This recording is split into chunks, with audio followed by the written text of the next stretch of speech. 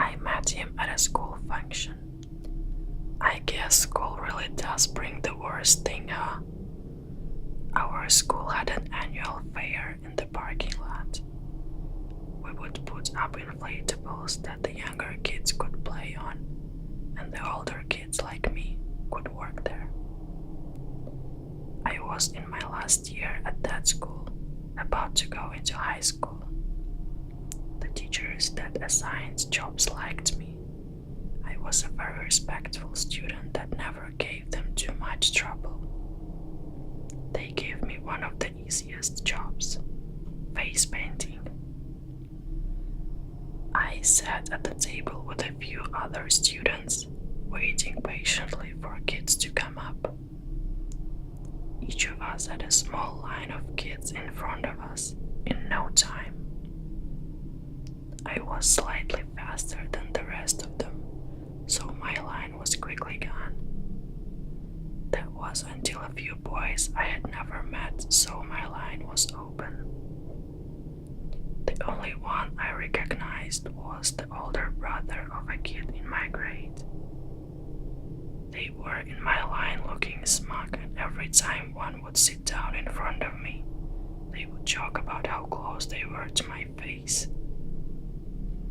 Now, as at that time a 14-year-old girl, my body had developed quite a lot. I would often be subject to nasty comments from older men and things along that line, so I was used to stuff like this. I ignored their comments as they were also just teenage boys who couldn't do much to me. I was pretty strong for being a young girl. Plus, we were in the middle of a school fair at a private school. There were teachers watching everything happening at all times. I did notice though that one of the boys in the group of about 5 wasn't making any comments. He was just watching and giving me shy looks. I realized that most of the boys were teasing him the most, and when it was his turn, they pushed him eagerly into the seat. His cheeks were fired up, and his eyes looked everywhere except my own. "Hi," I said politely. "What's your name?" I heard a chorus of oohs going on from the boys beside us. He replied quietly, but I could hear him clearly. "Canton," he said. As I painted what he asked me to paint on his face, we shared some small talk. He was nice. I tuned out his friends as they teased him, and I listened to him. He instantly had me wrapped around his finger, listening to every word he said intently. He was funny, nice, and undeniably attractive. After I was done painting his face, he stood up from the chair and thanked me. I told him no problem, and thought that was the end of it. All of his friends stepped away from the line and stood in a clump a few feet away from the table. I assumed they were just talking and continued to paint kid faces. Then, my best friend, who had seen this all go down, pointed to them. I glanced over and saw that they were shoving Canton over to me again. I rolled my eyes and chuckled a bit. After a few more minutes, he came back. He waited in line, sat in the chair, and pulled out his phone. "Can I please have your number?" he asked. I bit my lip as I thought about it. I still had no idea who this kid was, and I was taught to never give my number away to strangers. A million thoughts went through my head. But he's my age. What could go wrong? He seems really sweet. So I let my mind get the best of me, and I gave him my number. I should have listened to my parents. I am going to skip a few weeks ahead. Him and I had become friends, that's all. He told me about his crazy school, and I told him about mine. Everything was completely platonic. Although, by some of his compliments, I could tell he wanted us to be more. Until one day, he stopped texting me. He always sent me a good morning text, or he asked me how school had gone that day. 1 week turned into 2, and the days began to blur as he didn't reach out to me. I sent him a text every once in a while, but no response. I assumed he got grounded for some reason, due to his bad habits. However, he posted several times on various social medias, making me think he straight up ghosted me. When I had finally begun to forget about him, he sent me a text. "Hey, I'm sorry we haven't talked in a while. My life has been hectic right now." He went on to explain a completely believable explanation as to why he couldn't text people but could post on social media. It made me a lot of sense with the way his parents were and the way his schedule worked. I believed him. Another mistake, because he didn't do it just once. He did it many times. Over the course of 2 years, he would talk to me every day for a month, make me feel special and loved. And right when I thought we were going somewhere, he would disappear for weeks. But each time he would disappear, he would have a better excuse for each time. They were so believable, and he even showed me proof of these things happening to him. Now I was 16. I had over a 4.0 GPA, and I was in the honors program in my school. I was in no means a stupid girl. He had disappeared again, and I was eagerly awaiting his return. It was like he had me on a leash.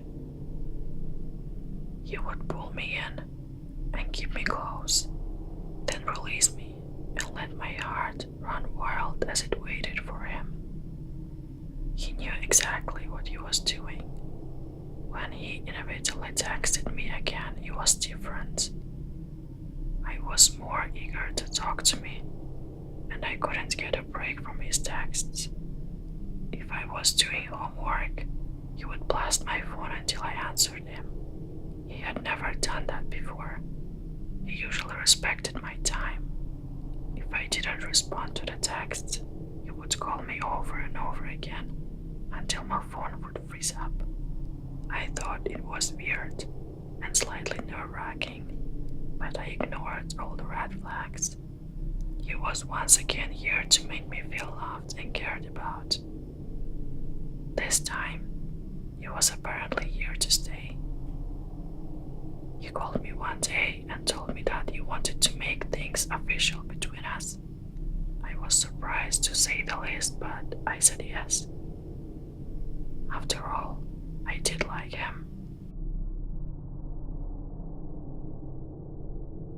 His texts began to become less frantic and his calls less often. It was like my agreement to be his girlfriend settled him. Our relationship started out normal. We would talk regularly, go on dates, do stupid things and make fun memories.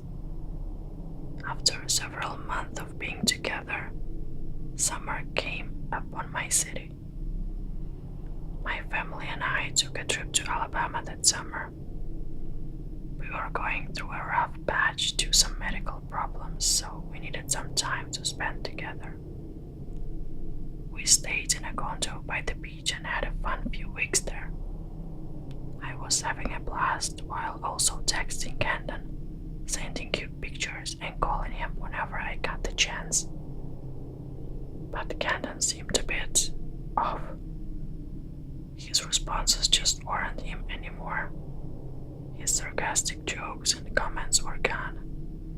In fact, he would sometimes get annoyed if I texted him at a certain time, more red flags that I missed. One day, after we got back from the beach, I opened Snapchat and saw, from mutual friends, a picture of Canton making out with some random girl at the party. I screenshotted it. Almost seconds after the picture was deleted from the person's story, I sent the picture to Canton along with a whirlwind of angry texts. He didn't read or respond to any of them. I was beyond pissed off. After days of waiting for his response, I sent him one more text. "We are done. You are blocked." I blocked him on everything I could. His number, his social media, his everything was erased from my phone. Who knew that would be such a horrible mistake? After a few weeks, I was back in town. The hurt I felt was disappearing, and I had begun to move on from his betrayal. It was like he knew I was becoming happy without him again. I began to get calls. These weren't normal calls. The number wasn't a number. It said "unknown caller" at the top. At first, I thought it was just a prank call. I would hang up and ignore it. Then, the calls became more regular. Every single day, without fail, at 3 a.m. and 6 p.m., I would receive a call from this unknown caller. It was terrifying. I never wanted to pick up, and I tried blocking the calls, but it wouldn't work. The calls wouldn't stop. They would wake me up every night and leave me staring at the ceiling in fear. I had no way to know it was him, since I never picked up, but I knew it was. I couldn't take it anymore. So one day, I locked myself in my room and waited.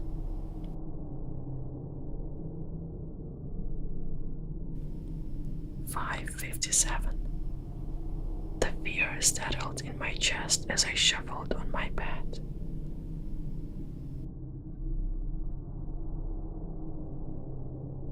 5:58.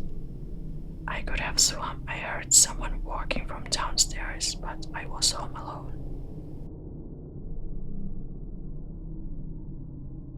5:59. The paranoia was beginning to get to me.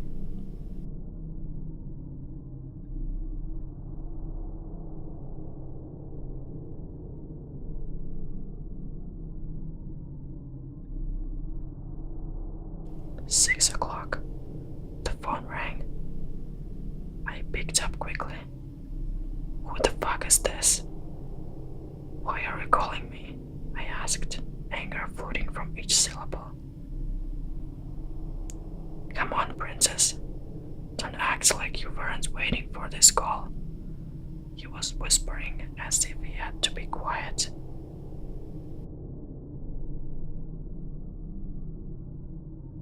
6:01. I pulled the phone away from my ear and felt chills running down my back. I could hear him continue to speak, but I couldn't make out the words anymore. My focus was directed towards my fear. I quickly hung up the phone and threw it across the room. I glanced out my window and saw no one was there, thank God. I shut my blinds and let out a long sigh. 6:05. From the corner of my room, my phone rang again. I shook my head in anger and walked over to it. I hung up the call. Then, almost immediately after, a text from a number that couldn't be real came through. The number was +13336660905. The 333 and the 666 made sense, as